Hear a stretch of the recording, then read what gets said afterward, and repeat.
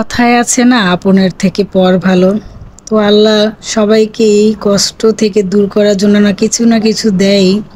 তো আমাকে একটা দিয়েছে আমার বান্ধবী, বোনের মতো আদর করে, আমার সব দুঃখ কষ্ট বোঝে। তো 2 দিন ধরে ওর বাবার বাড়ি এসেছে, প্রতিদিন ফোন দিচ্ছে যাওয়ার জন্য। আমার বাসায় অনেক প্রবলেম, তারপরও চলে গেলাম ওর কাছে। দেখেন বেড়ে বেড়ে খাওয়াচ্ছে বড় বোনের মতো, কত কিছু রান্না করেছে ওদের বাসায়। আবার ওর ছোট বোন হাজবেন্ড এসেছিল।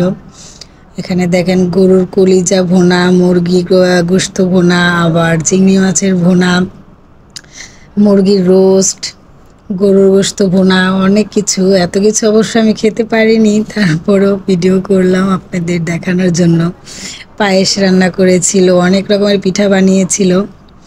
অনেক আদর যত্ন করে ওরা।